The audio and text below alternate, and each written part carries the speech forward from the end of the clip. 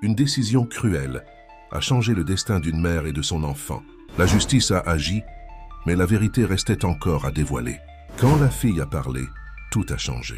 Une histoire choquante qui remet en question tous les jugements. Si cette histoire vous a intéressé, n'oubliez pas de vous abonner à notre chaîne et de nous dire de quelle ville vous nous regardez. Nous continuerons. Les premiers rayons de l'aube s'infiltraient à travers les fissures d'un abri de fortune dans une ruelle oubliée de Paris. À l'intérieur, Marie Dupont s'agitait, ses yeux s'ouvrant sur la vue familière des murs en carton et du toit en bâche usée.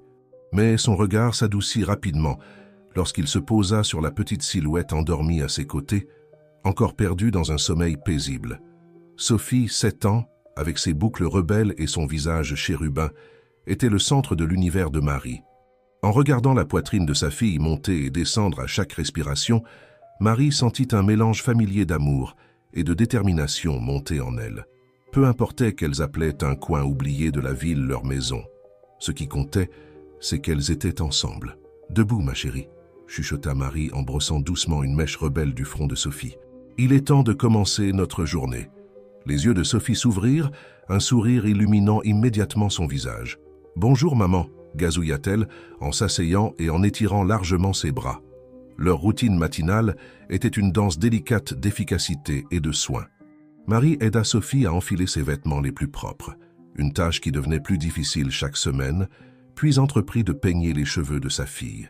Tout en démêlant les nœuds, elle fredonnait une douce mélodie, celle que sa propre mère lui chantait il y a bien des années. « Qu'est-ce qu'on mange ce matin ?» demanda Sophie, sa voix teintée à la fois d'espoir et d'hésitation. Marie sortit de leur petite glacière une pomme légèrement meurtrie et la moitié d'un sandwich au beurre de cacahuète, sauvé de la veille. « Nous avons tout un festin aujourd'hui, ma petite princesse, » dit-elle avec une gaieté forcée. « Et devine quoi?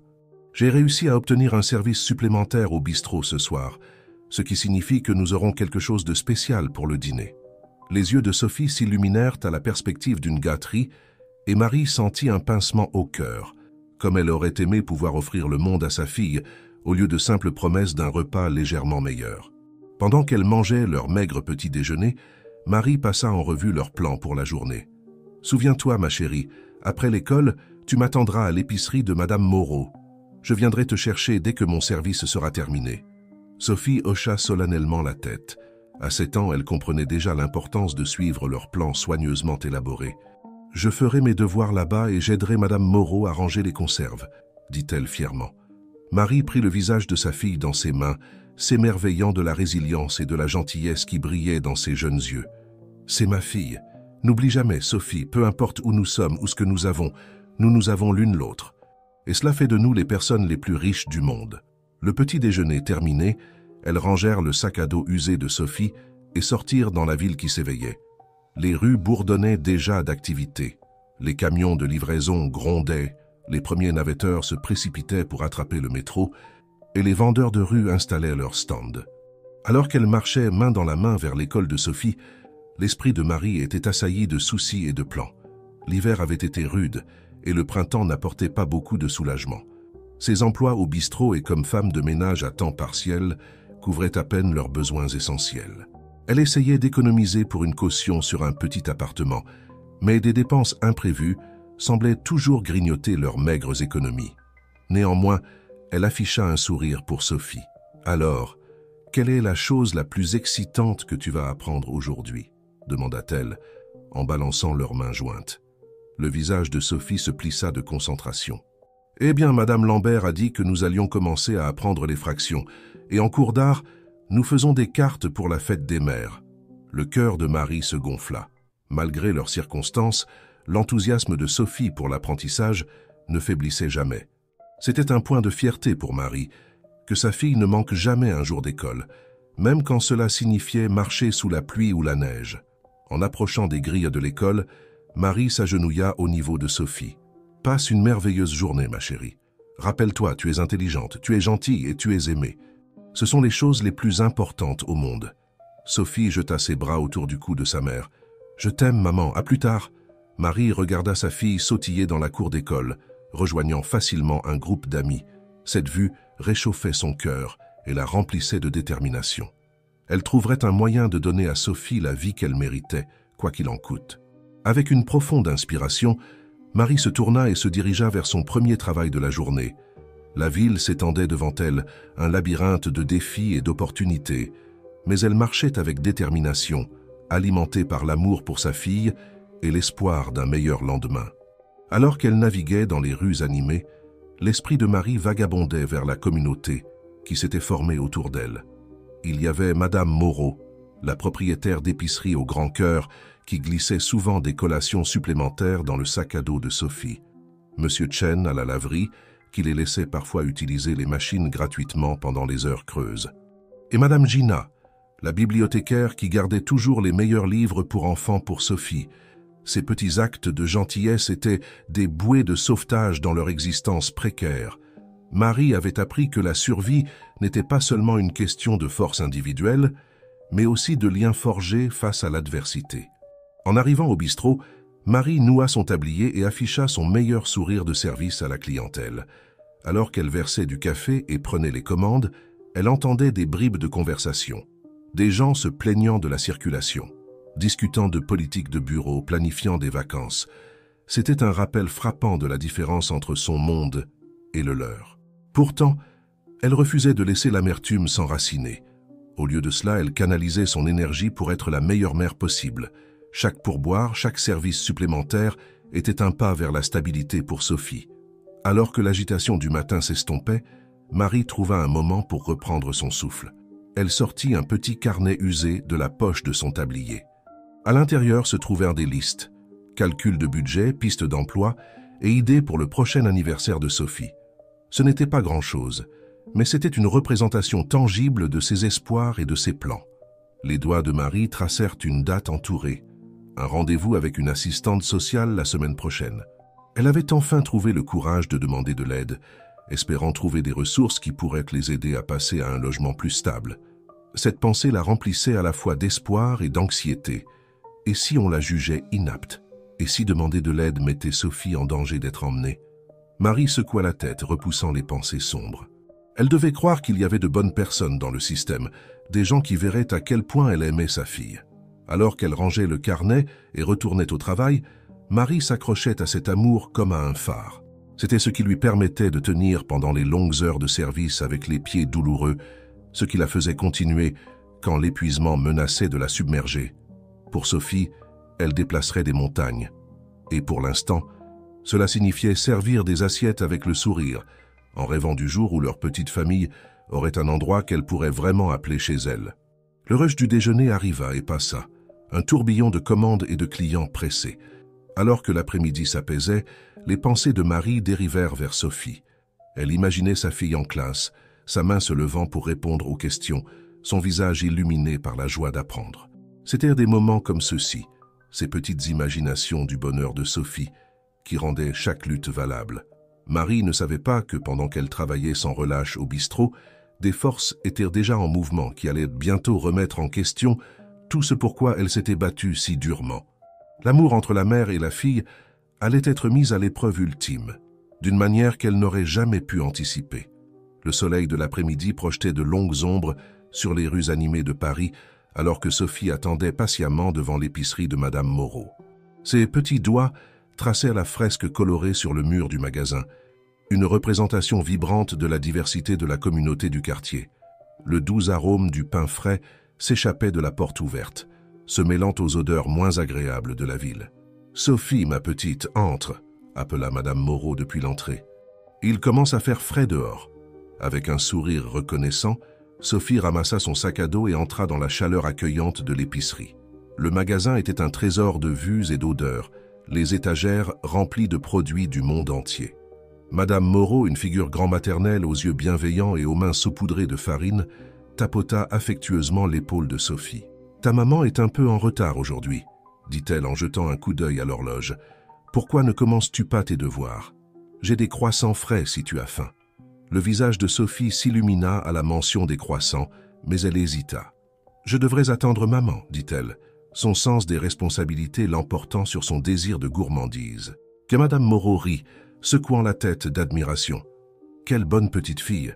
Viens, tu peux m'aider à ranger ces nouvelles conserves pendant qu'on attend. » Alors que Sophie rangeait soigneusement les boîtes de haricots sur les étagères du bas, elle ne put s'empêcher d'entendre une conversation à l'avant du magasin. Deux femmes, leur voix étouffée mais intense, discutèrent de quelque chose qui fit dresser l'oreille à Sophie. « Tu as entendu parler de cette famille sans abri qui vit derrière l'ancienne usine ?» chuchota une femme. « J'ai vu une petite fille là-bas. Ce n'est pas bien un enfant qui vit comme ça. » L'autre femme claqua de la langue avec sympathie. « Quelqu'un devrait faire quelque chose.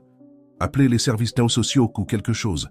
Aucun enfant ne devrait être dans la rue. » Les mains de Sophie tremblèrent légèrement alors qu'elle plaçait la dernière boîte sur l'étagère. Elle savait qu'elle parlait d'elle et de sa mère. Un nœud se forma dans son estomac, un mélange de peur et d'indignation. Elle ne comprenait pas. Elle ne savait pas à quel point sa mère travaillait dur, combien d'amour remplissait leur petit foyer de fortune. Avant qu'elle ne puisse y réfléchir davantage, la cloche au-dessus de la porte tinta et Marie se précipita à l'intérieur, légèrement essoufflée. « Je suis tellement désolée d'être en retard, ma chérie, » dit-elle en enveloppant Sophie dans une étreinte serrée. « Le bus est tombé en panne et j'ai dû marcher les derniers pâtés de maison. » Sophie s'accrocha à sa mère, inhalant l'odeur familière de graisse de bistrot et de savon bon marché. « Ce n'est pas grave, maman. J'aidais Madame Moreau. » Marie sourit avec gratitude à l'épicière. « Merci beaucoup de vous être occupée d'elle. Je ne sais pas ce qu'on ferait sans vous. » Madame Moreau balaya les remerciements d'un geste de la main. « C'est mon plaisir. Sophie est un rayon de soleil dans cette vieille boutique. Maintenant, prenez quelques croissants pour la route. » C'est la maison qui offre. Alors qu'elles quittèrent l'épicerie, un petit sac de croissants à la main, Marie remarqua le comportement inhabituellement silencieux de Sophie. « Tout va bien, ma puce? Quelque chose s'est passé à l'école ?» Sophie secoua la tête, incertaine de comment exprimer ses inquiétudes. « Maman, est-ce qu'on est mauvaise de vivre où on vit ?» Marie s'arrêta net, s'agenouillant pour être au niveau des yeux de Sophie. « Qui a dit ça? Est-ce que quelqu'un à l'école t'a dit quelque chose ?»« J'ai entendu des dames parler dans le magasin, » admit Sophie d'une petite voix. « Elles ont dit que quelqu'un devrait appeler les services sociaux à propos de nous. » Une lueur de peur traversa le visage de Marie, rapidement remplacée par de la détermination. « Écoute-moi, Sophie, nous ne sommes pas mauvaises. Nous traversons une période difficile, mais cela ne fait pas de nous de mauvaises personnes. Tu es la petite fille la plus brillante et la plus gentille que je connaisse, et je fais tout ce que je peux pour te donner une bonne vie. Ne laisse jamais personne te faire honte, d'accord ?» Sophie acquiesça, se sentant un peu mieux. Sa mère savait toujours comment chasser les ombres du doute. Alors qu'elle marchait vers leur abri, l'esprit de Marie s'emballait. Elle avait toujours su que leur situation était précaire, mais entendre que d'autres le remarquaient, parlaient d'appeler les autorités. Cela lui glaçait le sang. Elle devait trouver une situation plus stable, et vite. Leur maison apparut. Un petit espace derrière une usine abandonnée, abrité des pires intempéries par des structures en surplomb et des bâches soigneusement disposées. Ce n'était pas grand-chose, mais Marie avait fait de son mieux pour que ce soit sûr et confortable pour Sophie. « Et si on faisait un petit pique-nique avec notre pain ?» suggéra Marie, essayant d'injecter un peu de normalité dans leur soirée. « Tu pourras me raconter tout ce que tu as appris à l'école aujourd'hui. » Alors qu'elles s'asseyaient sur leur lit de fortune, partageant le pain sucré et parlant de fractions et de projets artistiques, Marie s'émerveillait de la résilience de sa fille. Malgré leurs circonstances, l'esprit de Sophie restait vif, sa curiosité intacte. Plus tard dans la nuit, après que Sophie se soit endormie, Marie resta éveillée, son cahier ouvert sur ses genoux. À la faible lueur d'une lanterne à pile, elle étudiait ses listes et ses calculs. La rencontre avec l'assistante sociale approchait. C'était un risque, elle le savait, mais cela pourrait être leur meilleure chance de trouver un chemin vers la stabilité. Le stylo de Marie flottait au-dessus de la page alors qu'elle envisageait leurs options. Elle avait fait des heures supplémentaires à ses 2 emplois, mais ce n'était toujours pas suffisant pour la caution d'un appartement. Peut-être pourrait-elle trouver un 3e emploi? Mais qui s'occuperait de Sophie? Un doux gémissement de Sophie interrompit ses pensées. Marie caressa doucement les cheveux de sa fille, l'apaisant pour qu'elle retourne à un sommeil paisible. À ce moment-là, regardant le visage paisible de son enfant, Marie fit un vœu silencieux. Peu importe ce qu'il faudrait, peu importe les défis à venir, elle trouverait un moyen de donner à Sophie la vie qu'elle méritait. Alors qu'elle s'installait finalement pour dormir, les rêves de Marie étaient un mélange d'espoir et d'anxiété. Des images d'un petit appartement ensoleillé se mêlaient à des visions cauchemardesques d'être séparée de Sophie. Mais à travers tout cela, une détermination d'acier demeurait. Elles affronteraient tout ce qui viendrait ensemble. À l'insu de Marie et Sophie, les roues du destin s'étaient déjà mises en mouvement. La conversation entendue dans l'épicerie n'était que le début. Dans les jours à venir, leur lien serait mis à l'épreuve d'une manière qu'elles n'auraient jamais pu imaginer, et le vrai sens du foyer et de la famille serait révélé dans les endroits les plus inattendus. Le lendemain matin se leva vif et clair, un calme trompeur avant la tempête qui se préparait. Alors que Marie préparait Sophie pour l'école, elle ne pouvait se débarrasser du sentiment que quelque chose allait changer. Elle serra sa fille un peu plus fort que d'habitude avant de l'envoyer en classe, une prière silencieuse de protection sur ses lèvres. Elle ne savait pas qu'à l'autre bout de la ville, dans un immeuble de bureaux stérile, un dossier était en train d'être ouvert. Le signalement d'un citoyen inquiet avait fait son chemin dans le système, et bientôt, la vie de cette petite famille aimante serait à jamais altérée. Le vrai test de leur lien était sur le point de commencer. La semaine suivante se déroula dans une atmosphère de malaise, comme le calme inquiétant avant un orage. Marie se surprenait constamment à regarder par-dessus son épaule, sursautant à chaque personne d'apparence officielle qui passait près de leur abri de fortune. Elle essayait de protéger Sophie de son anxiété croissante, mais les enfants ont une façon de sentir quand quelque chose ne va pas. Le mercredi après-midi, Marie était assise dans un petit bureau étouffant, ses mains serrées fermement sur ses genoux alors qu'elle faisait face à Madame Dubois, une assistante sociale au visage sévère avec des lunettes à monture métallique perchées sur son nez.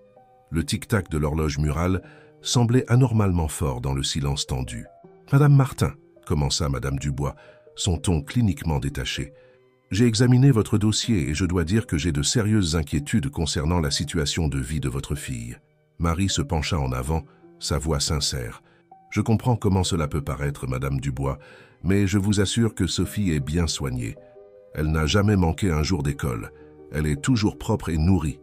Vivre dans la rue n'est pas un environnement pour un enfant, » interrompit Madame Dubois, feuilletant quelques papiers. « Peu importe à quel point vous pouvez être débrouillarde. » Les mots piquèrent, mais Marie continua. « Nous ne sommes pas simplement dans la rue. Nous avons un endroit abrité, et je travaille 2 emplois pour économiser pour un appartement. Nous sommes sur plusieurs listes d'attente pour des logements abordables. Si vous pouviez juste nous donner un peu plus de temps. » Madame Dubois leva une main, faisant taire Marie au milieu de sa phrase. « Madame Martin, j'apprécie vos efforts, mais les bonnes intentions ne suffisent pas. Nous devons considérer ce qui est le mieux pour Sophie sur le long terme. » Alors que la réunion se poursuivait, Marie sentit un sentiment croissant de terreur. Malgré ses plaidoyers passionnés et ses explications, elle pouvait voir que Madame Dubois avait déjà pris sa décision. Les yeux de l'assistante sociale ne contenaient aucune chaleur, aucune compréhension de l'amour qui rendait la petite famille de Marie et Sophie si spéciale. « Nous effectuerons une visite à domicile, si on peut appeler ça comme ça demain, » annonça Madame Dubois alors que la réunion touchait à sa fin. « Je vous suggère de préparer Sophie à la possibilité de changement. » Marie quitta le bureau dans un état second, son esprit tournant à toute vitesse. Comment pourrait-elle possiblement préparer Sophie à quelque chose qu'elle-même ne pouvait supporter d'envisager? La pensée d'être séparée de sa fille était comme une douleur physique dans sa poitrine. Alors qu'elle marchait pour aller chercher Sophie à l'école, l'esprit de Marie passait en revue les possibilités. Devrait-elle fuir? Non, cela ne ferait qu'empirer les choses. Peut-être pourrait-elle emprunter de l'argent pour une chambre de motel bon marché, juste pour les sortir de la rue pendant un moment? Mais à qui pourrait-elle demander? Tous ceux qu'elle connaissait luttaient autant qu'elle. Perdue dans ses pensées, Marie faillit passer devant l'école de Sophie. Elle aperçut sa fille assise sur les marches, discutant avec animation avec un homme à l'air gentil qu'elle reconnut comme Monsieur Dubois, le professeur de Sophie. « Maman !» appela Sophie, agitant la main avec excitation. « Monsieur Dubois me parlait justement de la foire aux sciences le mois prochain. Je peux y participer, s'il te plaît ?» Marie força un sourire, mettant ses inquiétudes de côté pour le moment. « Bien sûr, ma chérie, ça a l'air merveilleux. » Monsieur Dubois se leva, offrant à Marie un sourire chaleureux. « Sophie est l'une de nos meilleures élèves, dit-il. Son projet sur le cycle de l'eau le mois dernier était vraiment impressionnant. » Marie ressentit une vague de fierté, noyant momentanément ses peurs. « Merci, Monsieur Dubois. Sophie adore votre classe. » Alors qu'elles disaient au revoir et commençaient à leur marche, Sophie bavardait avec enthousiasme de ses idées pour la foire aux sciences.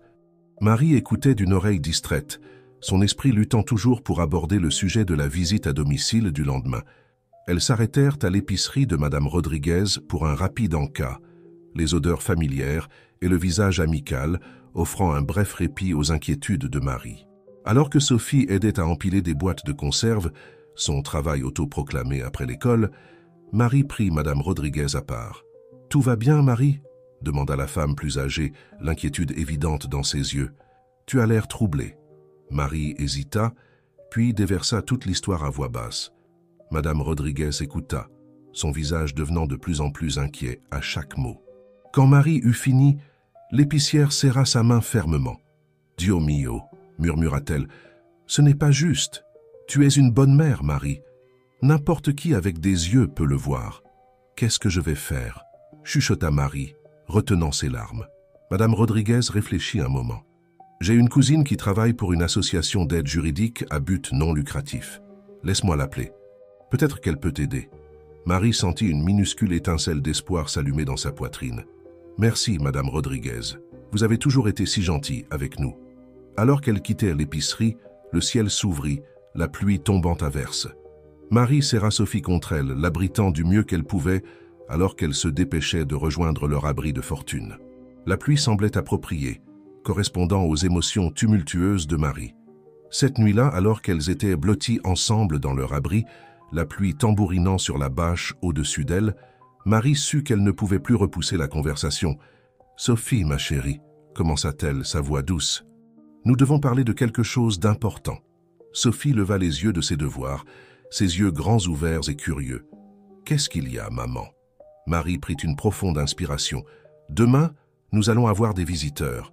Ce sont des assistantes sociales, et leur travail est de s'assurer que les enfants sont bien pris en charge. » Le front de Sophie se plissa. « Mais tu prends bien soin de moi. »« Je sais, ma puce, » dit Marie, serrant sa fille contre elle. « Mais parfois, les gens ne comprennent pas qu'une maison n'est pas juste une maison avec 4 murs.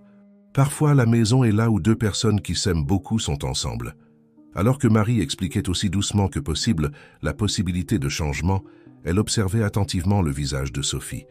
Elle vit de la confusion, puis de la peur, puis une détermination dans sa petite mâchoire qui ressemblait tellement à l'expression de Marie dans les moments difficiles. « Je ne partirai pas, » déclara fermement Sophie. « Je ne te quitterai pas, maman, tu es ma maison. » Marie serra Sophie fermement, retenant ses larmes. « Je sais, bébé. Nous affronterons cela ensemble, d'accord ? Peu importe ce qui arrive, souviens-toi que je t'aime plus que tout au monde. » Alors que Sophie s'endormait, Marie resta éveillée, écoutant la pluie et la douce respiration de sa fille. Elle pensait à tout ce qu'elles avaient à traverser ensemble, à tous les défis qu'elles avaient surmontés. Sûrement, s'il y avait une quelconque justice dans le monde, cet amour serait suffisant. Mais alors que la nuit avançait et que la pluie continuait de tomber, Marie ne pouvait se débarrasser du sentiment que leur petite famille se tenait au bord d'un précipice. Demain apporterait des changements, pour le meilleur ou pour le pire.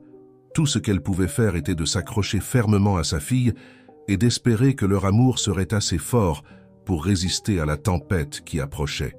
Marie ne savait pas qu'à l'autre bout de la ville, dans une confortable maison de banlieue, la juge Caroline Durand examinait les dossiers pour les audiences du tribunal de la famille du lendemain.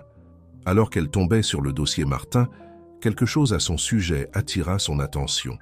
Peut-être était-ce le rapport élogieux du professeur de Sophie ou les registres méticuleux que Marie avait tenus de ses recherches d'emploi et de ses demandes de logement. Quoi que ce soit, la juge Durand se surprit à faire une pause, lisant le dossier plus attentivement que d'habitude. Elle avait la réputation d'être dure, même Fromarie s'arrêta net, s'agenouillant pour être au niveau des yeux de Sophie. « Qui a dit ça?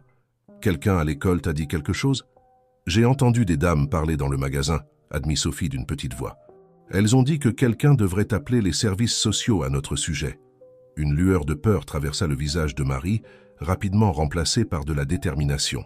« Écoute-moi, Sophie, nous ne sommes pas mauvaises. Nous traversons une période difficile, mais cela ne fait pas de nous de mauvaises personnes.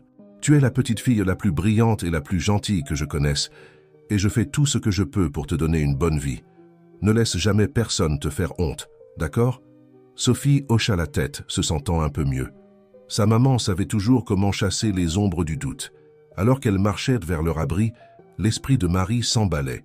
Elle avait toujours su que leur situation était précaire, mais entendre que d'autres le remarquaient parlait d'appeler les autorités. Cela lui glaçait le sang. Elle devait trouver une situation plus stable, et vite.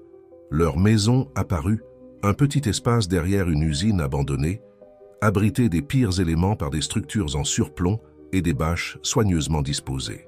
Ce n'était pas grand-chose, mais Marie avait fait de son mieux pour que Sophie s'y sente en sécurité et à l'aise. « Et si on faisait un petit pique-nique avec notre pain ?» suggéra Marie, essayant d'injecter un peu de normalité dans leur soirée. « Tu pourras me raconter tout ce que tu as appris à l'école aujourd'hui. » Alors qu'elles s'asseyaient sur leur lit de fortune, partageant le pain sucré et parlant de fractions et de projets artistiques, Marie s'émerveillait de la résilience de sa fille. Malgré leurs circonstances, l'esprit de Sophie restait vif, sa curiosité intacte. Plus tard dans la nuit, après que Sophie se soit endormie, Marie resta éveillée, son carnet ouvert sur ses genoux. À la faible lueur d'une lanterne à pile, elle épluchait ses listes et ses calculs. La réunion avec l'assistante sociale approchait. C'était un risque, elle le savait, mais c'était peut-être leur meilleure chance de trouver un chemin vers la stabilité. Le stylo de Marie flottait au-dessus de la page, tandis qu'elle considérait leurs options. Elle avait fait des heures supplémentaires à ses 2 emplois, mais ce n'était toujours pas suffisant pour une caution d'appartement. Peut-être pourrait-elle trouver un 3e emploi? Mais qui s'occuperait de Sophie? Un doux gémissement de Sophie interrompit ses pensées. Marie caressa doucement les cheveux de sa fille, l'apaisant pour qu'elle retourne à un sommeil paisible. À ce moment-là, en regardant le visage paisible de son enfant, Marie fit un vœu silencieux. Quoi qu'il en coûte, quels que soient les défis à venir, elle trouverait un moyen de donner à Sophie la vie qu'elle méritait. Alors qu'elle s'installait enfin pour dormir, les rêves de Marie étaient un mélange d'espoir et d'anxiété. Des images d'un petit appartement ensoleillé se mêlaient à des visions cauchemardesques d'être séparée de Sophie. Mais à travers tout cela, une détermination d'acier demeurait.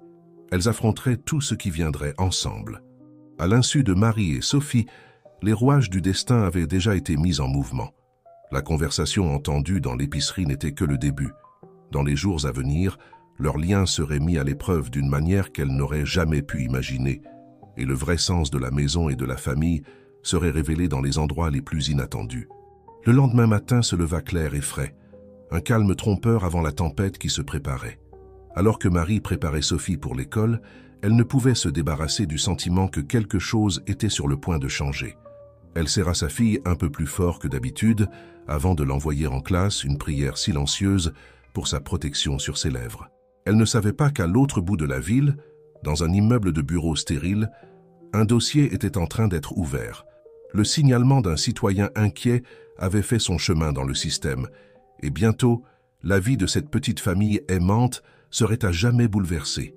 Le véritable test de leur lien était sur le point de commencer.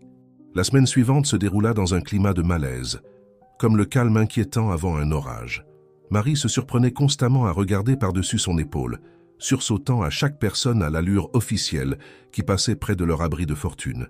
Elle essayait de protéger Sophie de son anxiété croissante, mais les enfants ont une façon de sentir quand quelque chose ne va pas. Le mercredi après-midi, Marie était assise dans un petit bureau étouffant, les mains serrées sur ses genoux tandis qu'elle faisait face à Madame Dubois, une assistante sociale au visage sévère, avec des lunettes à monture métallique perchées sur son nez. Le tic-tac de l'horloge murale semblait anormalement fort dans le silence tendu. « Madame Martin », commença Madame Dubois d'un ton cliniquement détaché, « j'ai examiné votre dossier et je dois dire que j'ai de sérieuses inquiétudes concernant la situation de vie de votre fille. » Marie se pencha en avant, la voix sincère. « Je comprends comment cela peut paraître, Madame Dubois, mais je vous assure que Sophie est bien soignée.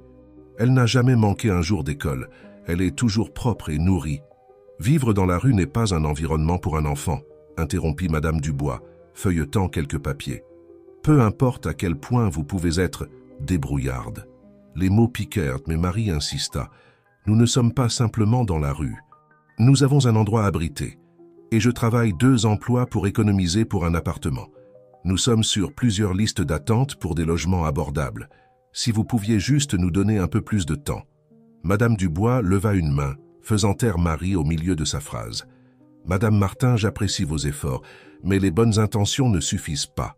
Nous devons considérer ce qui est le mieux pour Sophie sur le long terme. Alors que la réunion se poursuivait, Marie sentait un sentiment croissant de peur. Malgré ses plaidoyers passionnés et ses explications, elle voyait que Madame Dubois avait déjà pris sa décision. Les yeux de l'assistante sociale ne contenaient aucune chaleur, aucune compréhension de l'amour qui rendait la petite famille de Marie et Sophie si spéciale. « Nous effectuerons une visite à domicile, si on peut appeler ça comme ça demain », annonça Madame Dubois alors que la réunion touchait à sa fin. « Je vous suggère de préparer Sophie à la possibilité de changement. » Marie quitta le bureau dans un état second, l'esprit en ébullition. Comment pourrait-elle préparer Sophie à quelque chose qu'elle-même ne pouvait supporter de contempler? La pensée d'être séparée de sa fille était comme une douleur physique dans sa poitrine. Alors qu'elle marchait pour aller chercher Sophie à l'école, l'esprit de Marie passait en revue les possibilités. Devrait-elle s'enfuir? Non, cela ne ferait qu'aggraver les choses. Peut-être pourrait-elle emprunter de l'argent pour une chambre de motel bon marché, juste pour les sortir de la rue pendant un moment. Mais à qui pourrait-elle demander? Tous ceux qu'elle connaissait avaient autant de difficultés qu'elle. Perdue dans ses pensées, Marie faillit dépasser l'école de Sophie. Elle aperçut sa fille assise sur les marches, discutant avec animation avec un homme à l'air gentil qu'elle reconnut comme Monsieur Thomas, le professeur de Sophie. « Maman !» appela Sophie, agitant la main avec excitation. « Monsieur Thomas me parlait justement de la foire aux sciences le mois prochain. Est-ce que je peux y participer, s'il te plaît ?» Marie força un sourire, mettant ses inquiétudes de côté pour le moment. « Bien sûr, ma chérie, ça a l'air merveilleux. » Monsieur Thomas se leva, offrant à Marie un sourire chaleureux. « Sophie est l'une de nos meilleures élèves, dit-il. Son projet sur le cycle de l'eau le mois dernier était vraiment impressionnant. » Marie ressentit une vague de fierté, noyant momentanément ses peurs. « Merci, Monsieur Thomas. Sophie adore votre classe. » Alors qu'elle disait au revoir et commencèrent leur marche, Sophie bavardait avec excitation de ses idées pour la foire aux sciences. Marie écoutait d'une oreille distraite, son esprit luttant toujours pour savoir comment aborder le sujet de la visite à domicile du lendemain. Elles s'arrêtèrent à l'épicerie de Madame Rodriguez pour un rapide goûter, les odeurs familières et le visage amical offrant un bref répit aux inquiétudes de Marie. Pendant que Sophie aidait à ranger les boîtes de conserve, son travail autoproclamé après l'école, Marie prit Madame Rodriguez à part. « Tout va bien, Marie ?» demanda la femme plus âgée, l'inquiétude évidente dans ses yeux. « Tu as l'air troublée. » Marie hésita, puis raconta toute l'histoire à voix basse. Madame Rodriguez écouta, son visage devenant de plus en plus préoccupé à chaque mot. Quand Marie eut fini, l'épicière lui serra la main fermement. « Dio mio » murmura-t-elle. « Ce n'est pas juste. Tu es une bonne mère, Marie. N'importe qui avec des yeux peut le voir. »« Qu'est-ce que je vais faire ?» chuchota Marie, retenant ses larmes. Madame Rodriguez réfléchit un moment. « J'ai une cousine qui travaille pour une association d'aide juridique à but non lucratif. Laisse-moi l'appeler. Peut-être qu'elle peut aider. » Marie sentit une minuscule étincelle d'espoir s'allumer dans sa poitrine. « Merci, Madame Rodriguez. Vous avez toujours été si gentille avec nous. » Alors qu'elle quittait l'épicerie, le ciel s'ouvrit, la pluie tombant en trombe. Marie serra Sophie contre elle, l'abritant du mieux qu'elle pouvait tandis qu'elle se dépêchait de rejoindre leur abri de fortune. La pluie semblait appropriée, correspondant aux émotions tumultueuses de Marie. Cette nuit-là, alors qu'elles se blottissaient ensemble dans leur abri, la pluie tambourinant sur la bâche au-dessus d'elle, Marie sut qu'elle ne pouvait plus repousser la conversation. « Sophie, ma chérie, commença-t-elle, la voix douce. Nous devons parler de quelque chose d'important. » Sophie leva les yeux de ses devoirs, les yeux grands ouverts et curieux. « Qu'est-ce qu'il y a, maman ?» Marie prit une profonde inspiration. « Demain, nous allons avoir des visiteurs. Ce sont des assistantes sociales. Et leur travail est de s'assurer que les enfants sont bien pris en charge. » Le front de Sophie se plissa. « Mais tu t'occupes bien de moi. »« Je sais, ma puce, » dit Marie, serrant sa fille contre elle. « Mais parfois, les gens ne comprennent pas qu'une maison n'est pas seulement une maison avec 4 murs. Parfois, la maison est là où se trouvent 2 personnes qui s'aiment beaucoup. » Alors que Marie expliquait aussi doucement que possible la possibilité de changement, elle observait attentivement le visage de Sophie. Elle vit la confusion, puis la peur, puis une détermination dans sa petite mâchoire qui ressemblait tant à l'expression de Marie en temps de trouble. « Je ne partirai pas, » déclara fermement Sophie. « « Je ne te quitterai pas, maman, tu es ma maison. » Marie serra Sophie étroitement, retenant ses larmes. « Je sais, bébé. Nous affronterons cela ensemble, d'accord? Quoi qu'il arrive, souviens-toi que je t'aime plus que tout au monde. » Alors que Sophie s'endormait, Marie resta éveillée, écoutant la pluie et la douce respiration de sa fille.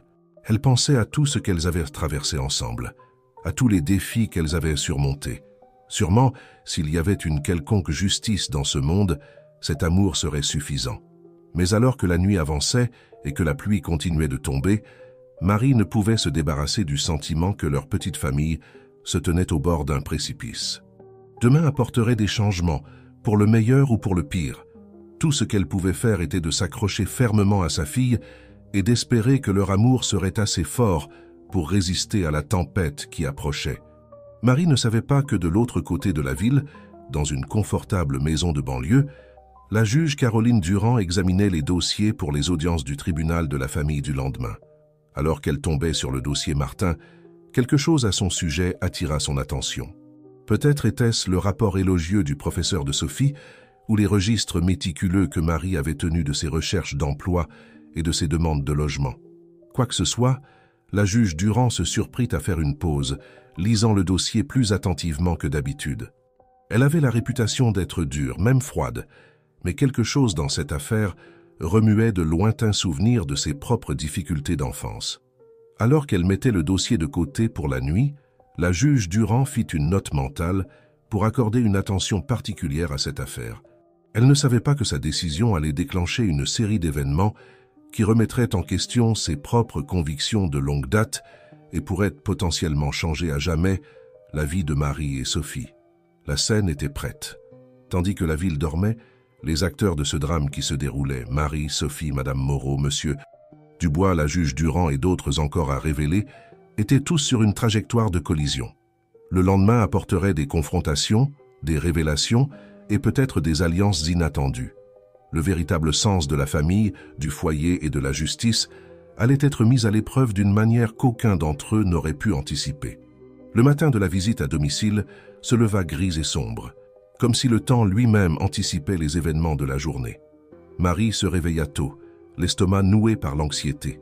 Elle passa les heures précédant l'aube à ranger méticuleusement leur petit espace de vie, bien qu'elle sache que c'était un effort futile. Comment pouvait-elle faire en sorte qu'un abri derrière une usine abandonnée ressemble à un foyer convenable pour un enfant? Sophie s'agita lorsque les premiers rayons de soleil filtrèrent à travers les fissures de leur mur de fortune. « Maman » marmonna-t-elle en se frottant les yeux encore endormis. « C'est aujourd'hui que les visiteurs viennent ?» Marie s'assit à côté de sa fille, lissant ses boucles rebelles. « Oui, ma chérie. Tu te souviens de ce dont on a parlé? Quoi qu'il arrive, on y fait face ensemble. » Alors qu'elles effectuaient leur routine matinale, Marie ne put s'empêcher de remarquer à quel point Sophie semblait se comporter de son mieux, comme si elle savait instinctivement l'importance de cette journée. Elle plia soigneusement sa couverture, rangea ses quelques jouets avec soin et tenta même de lisser les plis de ses vêtements d'occasion. Le bruit de pas qui approchait les fit toutes deux se figer. Marie prit une profonde inspiration, serrant la main de Sophie de manière rassurante, tandis que Madame Moreau apparaissait au coin, accompagnée d'un policier en uniforme. Madame Martin salua froidement l'assistante sociale, ses yeux balayant d'un regard critique leur espace de vie. « Voici l'agent Leroy. Il est là pour assurer la sécurité de tous pendant notre visite. » Marie acquiesça, la gorge trop serrée pour parler. Sophie se pressa contre elle, regardant les nouveaux venus avec méfiance. Ce qui suivit fut une inspection pénible de leur vie. Madame Moreau fouilla dans leurs maigres possessions, posant des questions pointues sur le régime alimentaire de Sophie, son assiduité scolaire, ses soins de santé. Marie répondit aussi calmement qu'elle le put, fournissant les documents qu'elle avait soigneusement conservés, les bulletins scolaires de Sophie, ses carnets de vaccination, même le budget rudimentaire que Marie tenait pour suivre chaque centime. « Et où Sophie fait-elle ses devoirs ?» demanda Madame Moreau, son stylo en suspens au-dessus de son bloc-notes. Avant que Marie ne puisse répondre, Sophie intervint. « Je l'ai fait à l'épicerie de Madame Rousseau après l'école, ou ici avec maman. Regardez, je peux vous montrer mon projet de science. » Alors que Sophie allait chercher avec enthousiasme son cahier, Marie surprit une expression fugace d'adoucissement sur le visage de l'agent Leroy. Mais Madame Moreau resta impassible, prenant une autre note sur son formulaire. L'inspection sembla s'étirer pendant des heures.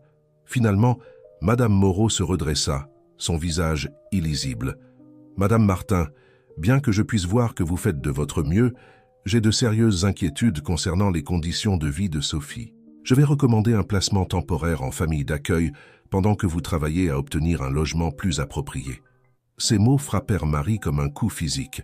« Non, halta-t-elle, attirant instinctivement Sophie plus près. « S'il vous plaît, vous ne pouvez pas la prendre. Elle est tout ce que j'ai. » Sophie, sentant la détresse de sa mère, se mit à pleurer. « Je ne veux pas partir. Maman ne les laisse pas m'emmener. » L'agent Leroy bougea, visiblement mal à l'aise, clairement affecté par la scène. « Madame, dit-il doucement à Madame Moreau, n'y a-t-il vraiment pas d'autre option? Elle semble être une famille aimante. » Madame Moreau soupira, une pointe de frustration se glissant dans sa voix. « Agent, je comprends que c'est difficile, mais nous avons des protocoles à suivre. La sécurité de l'enfant doit primer. » Alors que la réalité de la situation s'imposait, Marie sentit monter en elle une vague de détermination. Elle s'agenouilla, regardant Sophie dans les yeux. « Ma chérie, j'ai besoin que tu sois courageuse. Souviens-toi de ce que je t'ai dit. Peu importe où tu es, mon amour est toujours avec toi. C'est juste temporaire, d'accord? Je te promets que je ferai tout ce que je peux pour te ramener à la maison. » Sophie acquiesça en pleurant, s'accrochant à sa mère. Madame Moreau s'avança, séparant doucement mais fermement la mère et la fille. « Nous allons vous donner un moment pour faire un sac, Sophie. Juste l'essentiel pour l'instant. » Les minutes suivantes passèrent dans un flou de larmes et d'emballages précipités. Marie essaya de se concentrer sur des choses pratiques. Le pull préféré de Sophie, sa brosse à dents, le lapin en peluche qu'elle avait depuis sa naissance, n'importe quoi pour éviter de s'effondrer complètement. Alors qu'ils se préparaient à partir, un remue-ménage à l'entrée de leur abri fit se retourner tout le monde. Madame Rousseau fit irruption, légèrement essoufflée, suivie d'une femme élégamment habillée portant une mallette. « Arrêtez !» cria Madame Rousseau. « Marie, voici ma cousine, Amélie Gonzalez. C'est une avocate de la Coalition pour les droits des enfants. » Amélie s'avança, son attitude dégageant de l'autorité. « Madame Moreau, je présume? Je suis ici pour représenter Marie et Sophie Martin. J'insiste pour que vous arrêtiez immédiatement ce retrait en attendant une audience complète. » Madame Moreau se hérissa. « C'est très irrégulier. Nous avons des protocoles. Des protocoles qui doivent être équilibrés avec les droits de la famille. » interrompit doucement Amélie. « Ma cliente n'a pas bénéficié d'une procédure régulière. Nous allons demander une audience d'urgence devant un juge aux affaires familiales. » S'ensuivit un face-à-face tendu, Madame Moreau conférant à voix basse avec l'agent Leroy. Marie osait à peine respirer, ses bras toujours enroulés de manière protectrice autour de Sophie. Finalement, Madame Moreau se retourna vers eux, les lèvres pincées en une fine ligne. « Très bien, nous allons suspendre le retrait en attendant une audience. » Mais, ajouta-t-elle, fixant Marie d'un regard sévère, le tribunal peut encore décider qu'un placement d'urgence est nécessaire. Alors que Madame Moreau et l'agent Leroy partaient, Marie sentit ses genoux faiblir de soulagement. Madame Rousseau était là en un instant, la soutenant d'un bras fort. « Ça va aller, ma fille » la réconforta-t-elle. « On ne va pas les laisser vous séparer. » Amélie se tourna vers Marie, son expression à la fois gentille et sérieuse. « Nous avons gagné du temps, mais nous avons beaucoup de travail à faire. L'audience sera probablement prévue pour demain ou après-demain. Nous devons rassembler des preuves de votre parentalité, du bien-être de Sophie et de vos efforts pour améliorer votre situation. » Marie acquiesça, se sentant dépassée mais reconnaissante. « Merci, » murmura-t-elle. « Je ne sais pas comment je pourrai jamais vous rembourser. » Amélie balaya ses inquiétudes d'un geste. La coalition prend en charge pro bono des cas comme le vôtre. Maintenant, mettons-nous au travail. Madame Rousseau, pouvez-vous contacter le professeur de Sophie? Nous aurons besoin d'une déclaration de sa part. Marie, j'ai besoin que vous rassembliez tous les documents que vous avez, candidature d'emploi, liste d'attente pour le logement, tout. Alors qu'ils commençaient à préparer leur dossier, Marie sentit une lueur d'espoir. Qu'ils avaient maintenant une chance de se battre pour rester ensemble. De l'autre côté de la ville, dans son bureau au tribunal, la juge Caroline Durand examinait le programme du lendemain lorsque son greffier frappa à la porte. « Votre honneur, il y a eu un ajout d'urgence au programme de demain. Une affaire de garde. Martin contre le département des services à l'enfance. » Les sourcils de la juge se levèrent en signe de reconnaissance. « Martin, C'est l'affaire de la famille sans-abri, n'est-ce pas? Je lisais justement à ce sujet hier soir. Oui, votre honneur. Il semble qu'il y ait eu une controverse concernant une tentative de retrait. La famille a obtenu une représentation légale et demande une audience d'urgence. La juge Durand hocha pensivement la tête. Très bien, ajoutez-la au rôle du matin. Et Thomas, assurez-vous que toutes les parties soient informées que je m'attends à ce qu'elles soient parfaitement préparées. Ce n'est pas une affaire que je veux prendre à la légère. Alors que son greffier partait, la juge Durand se tourna vers la fenêtre, perdue dans ses pensées. Il y avait quelque chose dans cette affaire qui la taraudait, remuant de vieux souvenirs qu'elle avait longtemps essayé d'oublier. Elle avait une réputation à maintenir. Caroline, le glacier Durand, comme on l'appelait, connue pour son strict respect de la lettre de la loi. Mais en regardant la ville s'agiter en contrebas, elle ne pouvait s'empêcher de penser que cette affaire pourrait remettre en question tout ce qu'elle pensait savoir sur la justice, la famille et ce qui fait vraiment un foyer. Aucun d'entre eux ne savait, Marie, Sophie, Madame Moreau, Amélie ou la juge Durand, que les prochaines 24 heures allaient changer leur vie d'une manière qu'ils n'auraient jamais pu imaginer. La scène était prête pour un drame judiciaire qui allait tester les limites de l'amour de la loi et du véritable sens de la famille. La veille de l'audience se leva avec une énergie nerveuse qui semblait crépiter dans l'air. Marie se réveilla tôt, son esprit tournant à toute vitesse dans un mélange d'espoir et de peur. Elle jeta un coup d'œil à Sophie, encore paisiblement endormie, et ressentit une vague de détermination. Aujourd'hui, elle se préparerait à se battre pour leur famille. Amélie Gonzalez arriva à l'épicerie de Madame Rousseau, juste au moment où le soleil pointait au-dessus de l'horizon de la ville. La petite arrière-boutique avait été transformée en une salle de guerre improvisée, avec des documents étalés sur toutes les surfaces disponibles. « Bonjour Marie », salua Amélie, sa voix chaleureuse mais ses yeux vifs et concentrés. « Nous avons beaucoup à faire aujourd'hui. Êtes-vous prête ?» Marie hocha la tête, redressant les épaules. « Je suis prête à tout si cela signifie garder Sophie avec moi. » Elles se plongèrent dans le travail, triant les dossiers méticuleusement conservés par Marie. Candidature d'emploi, lettre de refus, confirmation de liste d'attente pour des logements sociaux. Chaque bout de papier racontait l'histoire de la lutte acharnée d'une mère pour subvenir aux besoins de son enfant. « C'est bien », murmura Amélie, en examinant le carnet de budget de Marie. « Cela montre de la responsabilité, de la planification. La juge voudra voir ça. » Au fil de la matinée, les alliés commencèrent à se rassembler.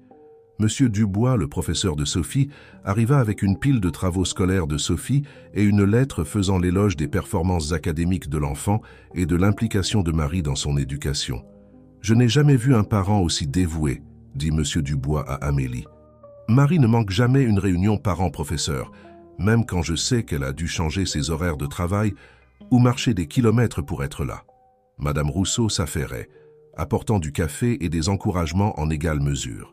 Elle avait rallié plusieurs autres commerçants locaux qui étaient prêts à témoigner du caractère de Marie et de son dévouement envers Sophie. Pendant ce temps, de l'autre côté de la ville, Madame Moreau était assise dans son bureau, préparant sa propre affaire. Elle relisait ses notes de la visite à domicile, le front plissé de concentration.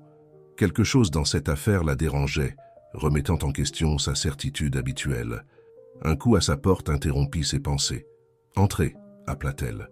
L'agent Leroy entra, l'air légèrement mal à l'aise. « Madame Moreau, je voulais vous parler de l'affaire Martin. »« Oui, agent ? Qu'y a-t-il » Leroy changea de poids d'un pied sur l'autre, choisissant soigneusement ses mots. « J'ai réfléchi à ce que nous avons vu hier. Je sais que la situation de logement n'est pas idéale, mais cette petite fille, la façon dont elle regardait sa mère.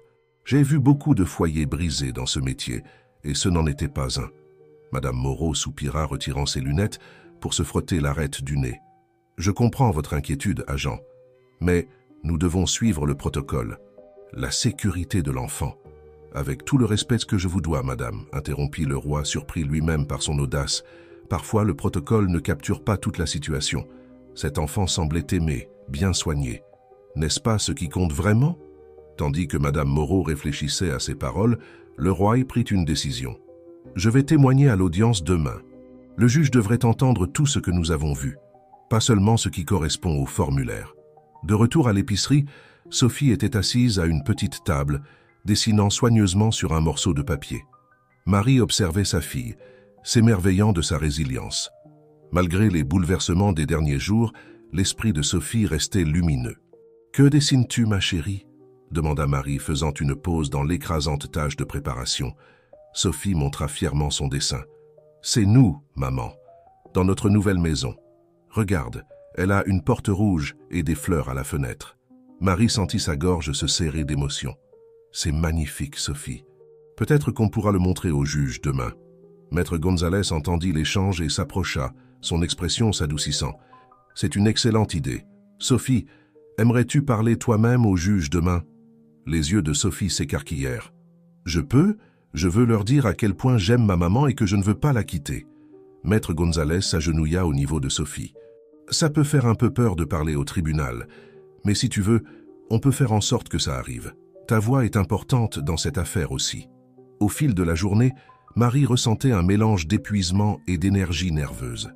Ils avaient constitué un dossier solide, mais serait-ce suffisant? La pensée de perdre Sophie restait une possibilité terrifiante qui planait sur tout.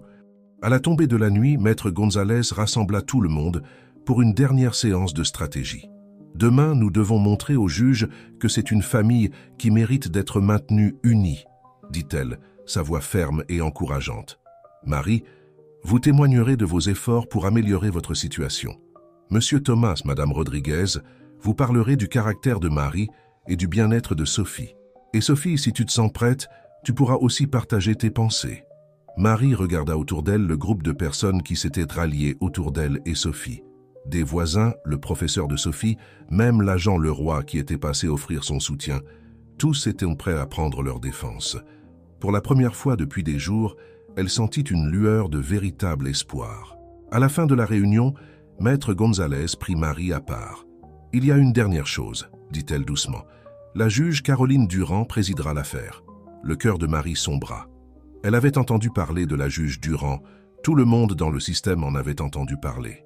Le glacier, l'appelait-on, connu pour ses interprétations strictes de la loi et son apparente froideur. Voyant l'expression de Marie, Maître Gonzalez lui serra le bras de façon rassurante. « Ne perdez pas espoir. La juge Durand est dure, mais elle est juste. Nous avons un dossier solide. Maintenant, reposez-vous. Demain est un grand jour. » Cette nuit-là, dans leur abri, Marie serra Sophie contre elle alors qu'elle se préparait pour dormir. « Maman, chuchota Sophie, tu as peur pour demain ?» Marie fit une pause, réfléchissant soigneusement à sa réponse. « Un peu, ma chérie. Mais tu sais quoi? J'ai aussi de l'espoir. Nous avons tant de gens de notre côté, et nous nous avons l'une l'autre. C'est ce qui compte vraiment. » Sophie hocha la tête, se blottissant plus près. « Je n'ai pas peur, » déclara-t-elle. « Parce que je sais que tu trouveras toujours un moyen de prendre soin de moi, quoi qu'il arrive. » Tandis que Sophie s'endormait, Marie resta éveillée, son esprit rejouant chaque moment de préparation, chaque élément de preuve qu'ils avaient rassemblé. Elle pensa à la juge Durand, se demandant quel genre de femme elle était vraiment derrière sa réputation glaciale. De l'autre côté de la ville, dans sa confortable maison, la juge Caroline Durand était assise dans son bureau, relisant une dernière fois le dossier Martin. Quelque chose dans cette affaire s'était glissé sous sa peau, remuant des souvenirs qu'elle avait longtemps essayé d'oublier. Elle prit une photo encadrée sur son bureau, une jeune Caroline, pas plus de 12 ans, debout avec une femme âgée devant un immeuble délabré. Sa grand-mère, la femme qui l'avait recueillie quand ses propres parents ne pouvaient pas s'occuper d'elle. « Que ferais-tu, mamie ?» murmura-t-elle à la photo. « Tu disais toujours que l'amour était plus important que n'importe quel quatre murs. » En reposant la photo, la juge Durand prit une décision. Demain, elle écouterait avec un esprit ouvert et un cœur ouvert. La loi était importante, oui, mais la justice l'était aussi. Une vraie justice qui prenait en compte tous les aspects du bien-être d'un enfant. Tandis que la ville dormait, les acteurs clés du drame de demain, Marie, Sophie, Maître Gonzalez, Madame Moreau, l'agent Leroy et la juge Durand, se préparaient tous à leur manière pour la journée qui allait tout changer. La scène était prête pour une bataille judiciaire qui mettrait à l'épreuve les limites de l'amour de la loi et du vrai sens de la famille. Ils ne savaient pas que demain apporterait des surprises qu'aucun d'entre eux n'aurait pu anticiper, forçant chacun à confronter ses propres croyances et préjugés. Alors que les premières lueurs de l'aube commençaient à poindre, le destin de Marie et Sophie était en suspens, attendant que la justice se déroule. Le palais de justice se dressait devant elle, sa façade de pierre imposante et austère, dans la lumière du petit matin. Marie se tenait au bas des marches, la main de Sophie fermement serrée dans la sienne, toutes deux vêtues de leurs plus beaux vêtements, fraîchement lavés et repassés sur l'insistance de Madame Rodriguez. Maître Gonzalez apparut à leur côté, sa serviette à la main et une expression déterminée sur le visage. « Rappelez-vous ce que nous avons répété, » dit-elle doucement. « Parlez avec votre cœur, mais restez calme. La juge Durand apprécie la maîtrise de soi. » Alors qu'elle gravissait les marches, Marie avait l'impression de monter pour faire face à un jugement venu d'en haut.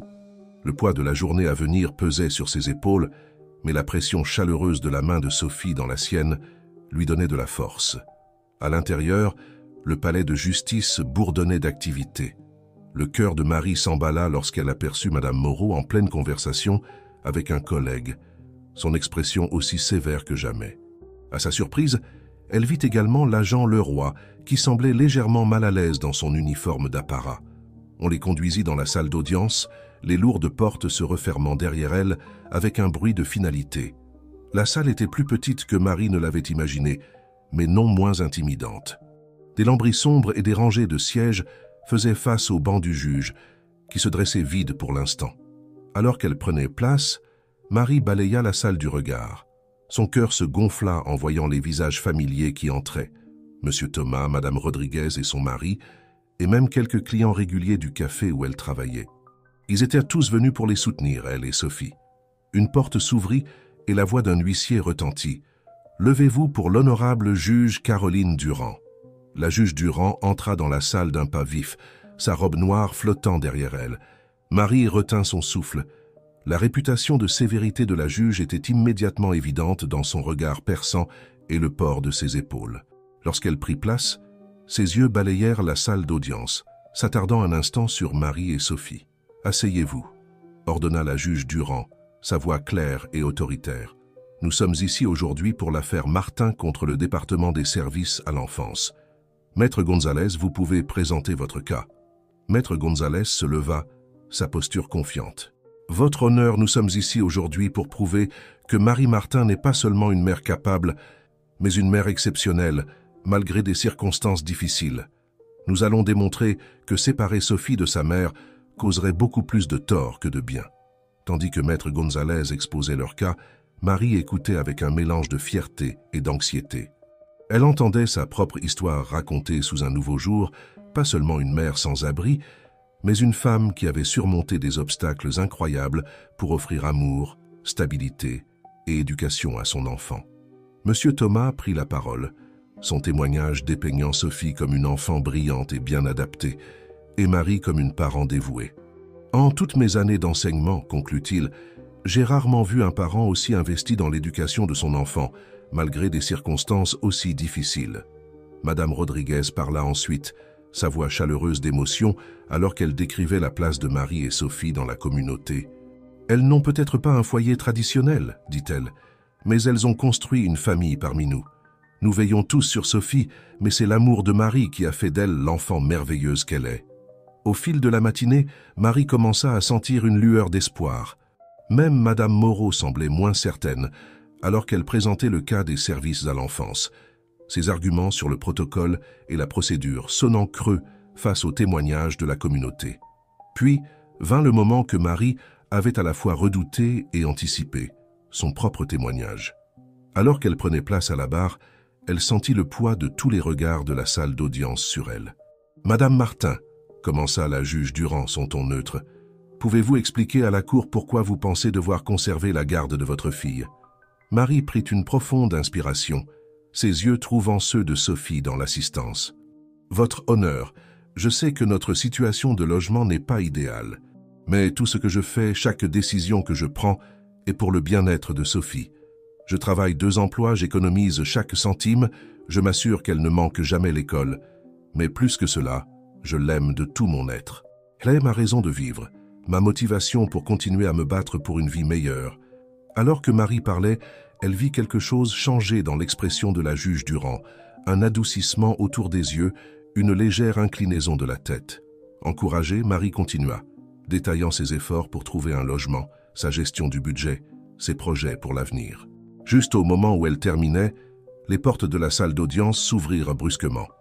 Un homme en costume se précipita à l'intérieur, chuchotant urgemment à Maître Gonzalez.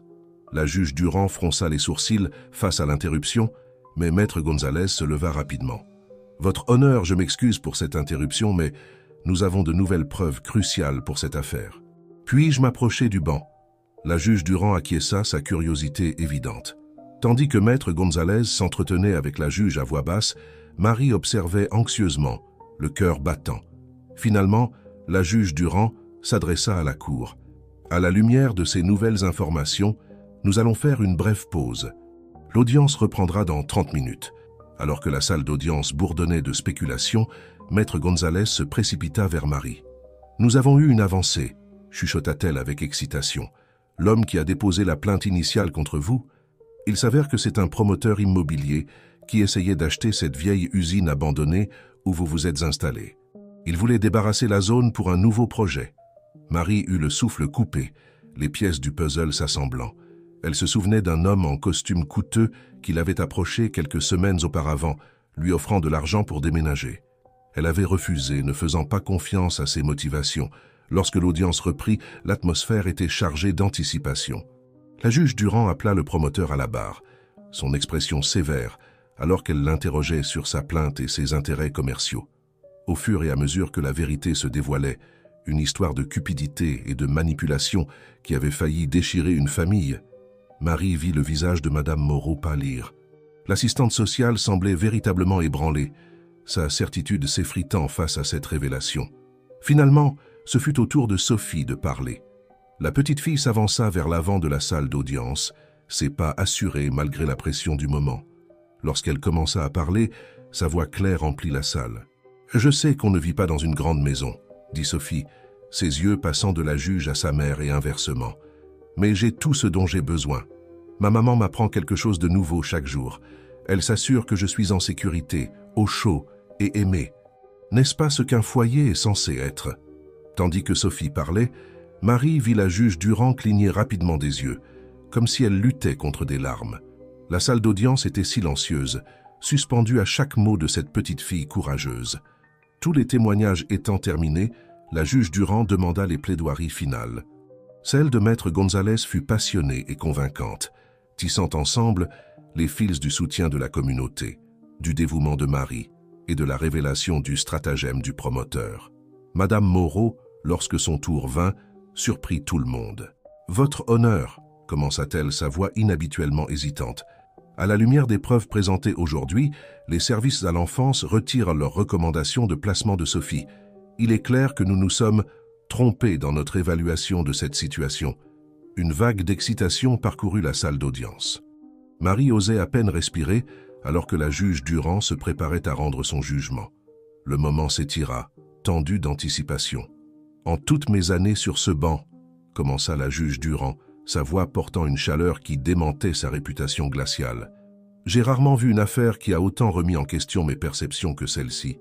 Madame Martin, vous avez démontré un niveau d'amour, de dévouement et d'ingéniosité que beaucoup de parents, dans des circonstances bien meilleures, feraient bien d'imiter. » Marie sentit des larmes monter à ses yeux, tandis que la juge poursuivait. « Il est clair pour cette cour que Sophie Martin n'est pas seulement correctement prise en charge, mais qu'elle s'épanouit sous les soins de sa mère et dans l'étreinte d'une communauté solidaire. Par conséquent, il est décidé par cette cour que Sophie restera sous la garde pleine et entière de sa mère, Marie Martin. » La salle d'audience explosa en acclamations. Marie serra Sophie dans une étreinte serrée, toutes deux pleurant des larmes de joie et de soulagement. Autour d'elle, leur soutien célébrait, Madame Rodriguez pleurant ouvertement en serrant son mari dans ses bras.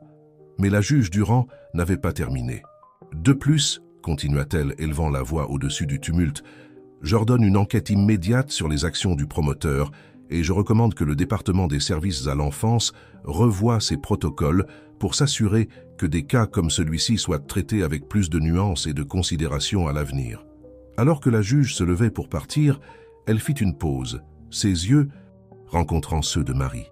Pendant un instant, la façade sévère tomba complètement et Marie vit un éclair de compréhension, peut-être même d'admiration, dans le regard de la femme plus âgée. À l'extérieur du palais de justice, dans le soleil éclatant de l'après-midi, Marie se tenait entourée de sa famille improvisée, Sophie, Madame Rodriguez, Monsieur Thomas et tous les autres qui les avaient soutenus. Tandis que des journalistes réclamèrent des déclarations et que des personnes bien intentionnées offraient leurs félicitations, Marie sentit quelqu'un lui tapoter l'épaule. Elle se retourna pour trouver Madame Moreau, l'air inhabituellement humble. « Madame Martin, commença l'assistante sociale, je vous dois des excuses. J'étais tellement concentré sur le suivi de la procédure que j'ai failli ne pas voir la mère incroyable que vous êtes. Je vous promets que je ferai tout ce qui est en mon pouvoir pour vous aider à trouver un logement convenable. » Marie, le cœur trop plein pour garder rancune, hocha simplement la tête et la remercia.